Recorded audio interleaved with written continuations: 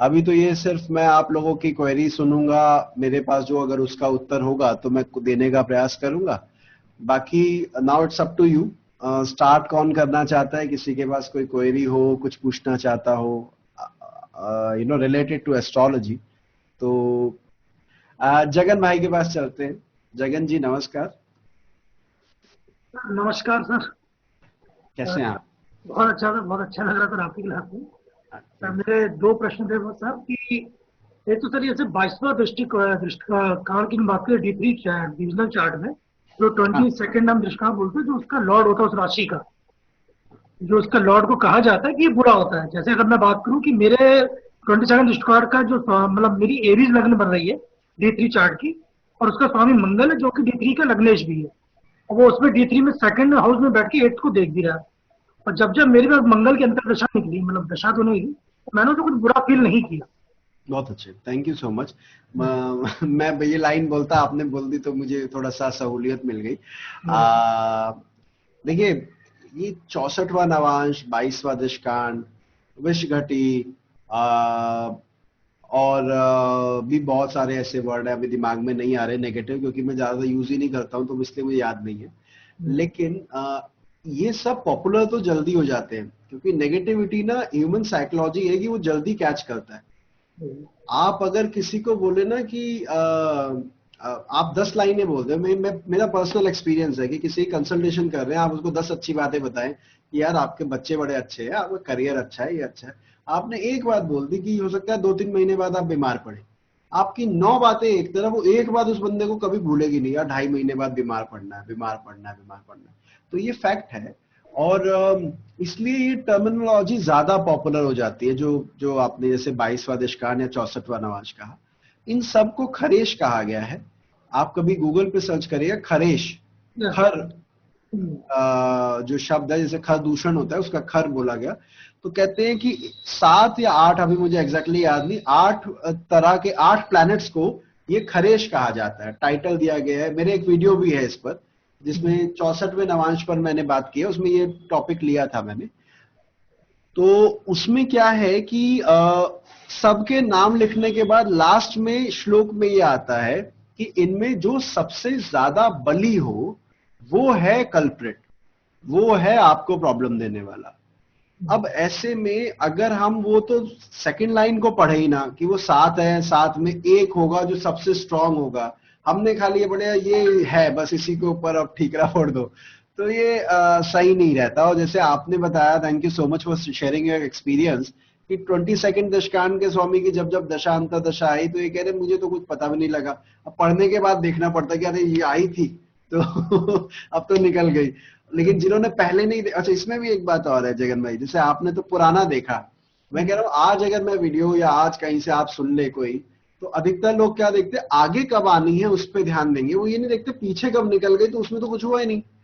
तो पहले background postmortem करना चाहिए, जैसे मेडिकल में होता है कि पहले तो भैया जो पीछे का देख लो कि वो आप पकड़ पा रहे हो क्या, आपके जब जब लाइफ में कुछ बुरा इवेंट हुआ आप उसको देख पाए क्या। और ये मैं आप लोगों के लिए टास्क भी दे रहा हूँ, एक छोटा सा काम है आप लोगों के लिए, क्या कि आ, अभी तक की लाइफ में हम सब शायद 30-35 साल की मिनिमम, इससे तो ऊपर ही है, 2-3 को छोड़ दिया जाए तो अगर आपकी लाइफ में कोई भी 6 से 7 इवेंट जो आपको लगता है बड़ी थी आपके लिए, वो आप नोट करके एक जगह लिख लीजिए। और फिर क्या कीजिए कि जब हम दशा या गोचर यहां पर पढ़ाएंगे बताएंगे, तो उस टाइम पर अपना चार्ट उठा के देखो कि मेरे साथ क्या हुआ, क्यों हुआ। क्योंकि इवेंट हुई है तो कुछ तो हुआ होगा ना, बड़ी इवेंट हुई है तो ऐसे ही नहीं हो जाती, उसके लिए तो भाई पूरा टाइम भी लगता है, सब कुछ लगता है। जैसे मैं एक छोटा सा आपको एग्जांपल दूं, मान लीजिए आप हॉस्पिटलाइज होकर रहे 2 दिन के लिए। हॉस्पिटलाइजेशन भगवान मतलब किसी को ना करे, लेकिन फिर भी सालों में कभी कभी कभी होती है नॉर्मली, कि कभी कोई बीमार पड़ गया, इतना बीमार पड़ गया कि हॉस्पिटल जाना पड़ गया, तो वो डेट इंपॉर्टेंट है, क्यों पड़ा मैं बीमार, क्या था, ग्रह कहाँ था, लग्नेश कहाँ था, वगैरह वगैरह, वो सब रिकॉर्ड कर।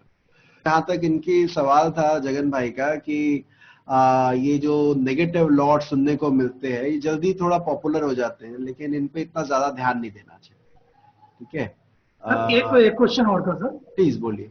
सर इम्पोर्टेंस ऑफ प्रत्यंतर दशा, जैसे दशांतर दशा जब हम निकालते हैं तो ठीक है, हम सारी चीज कैलकुलेट कर लेते हैं, ये महादशानाथ से अंतरदशानाथ कहाँ पर बैठा है, सदाष्टक है कि वो, और कारक है कि वो मारक है, और क्या प्रत्यंतर दशा में वो सारी कैलकुलेशन लानी चाहिए, और फिर देखें तो किससे देखें? सबसे पहले तो प्रत्यंतर दशा का इस्तेमाल तभी कीजिए जब आप उसके बर्थ टाइम को लेके कंफर्म हो कि इस व्यक्ति ये ना बोल रहा हो कि नहीं 11:15 हुआ था या 11:20 पे हुआ था। अगर ये बोल रहा है तो आप प्रत्यंतर लगाओ ही मत, आप बेवकूफी करेंगे, मतलब कोई भी हो, क्योंकि भाई 5 मिनट में तो सारी प्रत्यंतर बदल जाएगी। अब हमें क्या पता वो सही है कि नहीं है।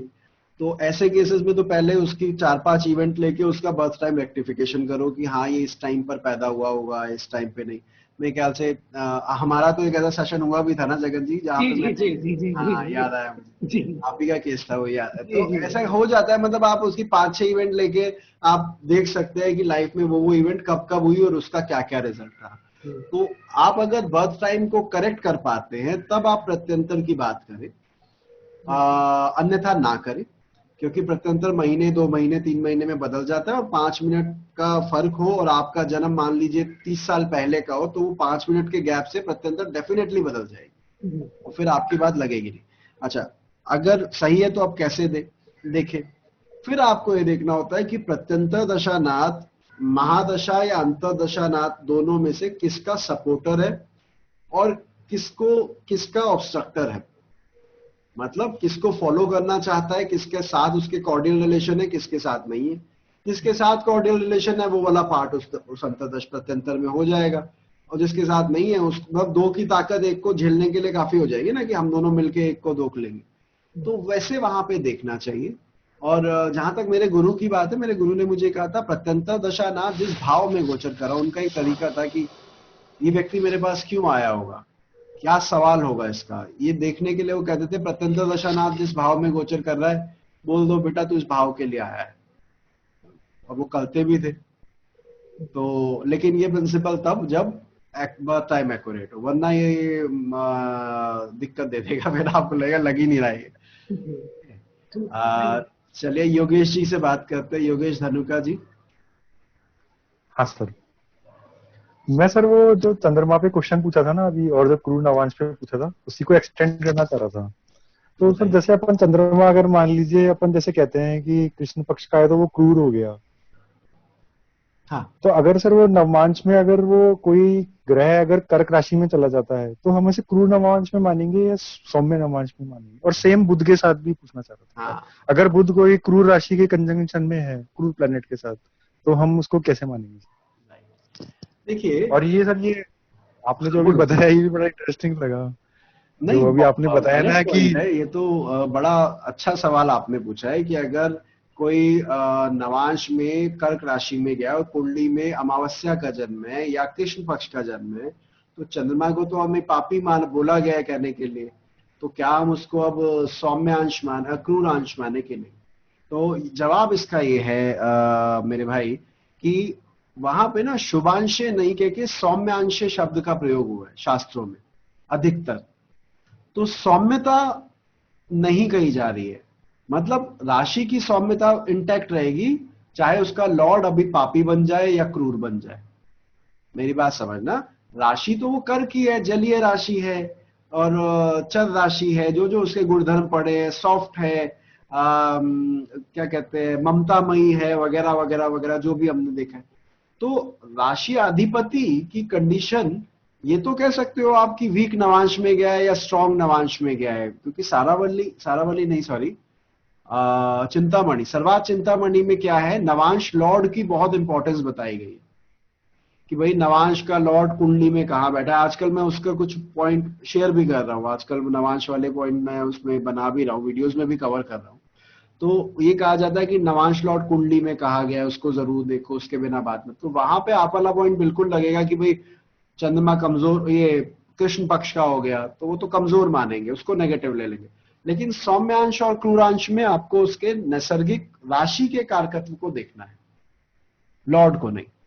ठीक है, 4 क्वेश्चन है मेरे, लेकिन जो आपको पसंद आए वही लीजिएगा, मैं बहुत देर से वेट कर रहा था। योग कारक ग्रह जब भी कहते हैं कि ऐसा मैंने सुना भी है, योग कारक ग्रह किसी भी कुंडली में जहां भी बैठे, जहां भी देखे, उस भाव की वृद्धि करता है या अच्छा फल देता है। तो जैसे मकर लग्न है, मकर लग्न में मान लीजिए पंचम भाव में शनि बैठा है, और वो तीसरी दृष्टि से वृश्चिक राशि को देख रहा है। योग कारक ग्रह कहीं भी बैठे, अगर मान लीजिए उसकी शत्रु, लगन में लेकिन शनि योग कारक नहीं होता, शुक्र होता है ना। नहीं लग्नेश है ना। अच्छा, पर योग कारक मत कहो ना, अच्छा ठीक, कारक ग्रह, योग कारक बोलना अलग हो जाता है। ओके ओके, अब बोलिए आप। हाँ तो मान लीजिए कोई भी योग कारक ग्रह है, वो जहां दृष्टि दे रहा है, जैसे शनि है, ज्यादातर शनि के केसेस में कंफ्यूजन हो जाता है कि वहां पे उसकी शत्रु राशि है। अब वृष लग्न में या तुला लग्न में शनि योग कारक है, हम ऐसे ले लेते हैं। अगर वो कहीं पे दृष्टि देख रहा है, उसकी वहां पे शत्रु राशि है, तो भी क्या वो अच्छा फल देगा, ये कंफ्यूजन हो जाता है। योग कारक होने के बावजूद भी शत्रु राशि भी देख रहा है तो ये दो क्वेश्चन तो मेजर है मेरे। अब यहीं से चालू करते जी। पहले तो यही वाला जो आपने योग कारक वाली बात कही कि ये कंफ्यूजन जायज है कि ना शनि नैसर्गिक क्रूर ग्रह है, शत्रु राशि को देख रहा था, उसको तो खराब करना चाहिए, लेकिन वो योग कारक भी है, 9th लॉर्ड भी है, 9th लॉर्ड कैसे खराब कर देगा। इसको इस तरह से समझना मेरे भाई कि कई जगह पे ग्रोथ ना होना हमारी इंडिविजुअल पर्सनैलिटी के लिए ज्यादा बेहतर होता है। कहने का मतलब यह है कि अगर मैं ज्यादा काम, मेरी कमाई अगर मान लीजिए 10 लाख रुपए महीना हो जाती है या 15 लाख रुपए महीना हो जाए, तो मैं अपने घर को छोड़ दूंगा, हेल्थ पे नुकसान हो जाएगा, ऐसे कई उसके आउटकम हो सकते हैं। तो जो ये क्रूर ग्रह होते हैं ना, इनका सगा होना भाव से इंपॉर्टेंट नहीं है, इनका सगा होना चाहिए लगन से।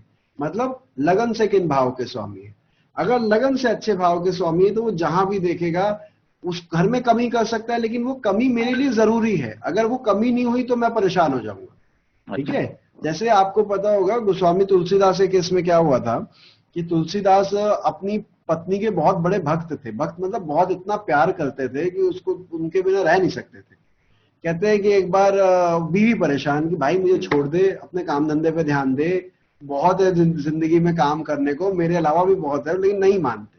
कहते हैं एक बार उनकी पत्नी उनके पीछे से अपने मायके चली गई और वो बंदा घर आया, उसने देखा घर में नहीं है, वो तो बेचैन, कभी उसके बिना रहा नहीं।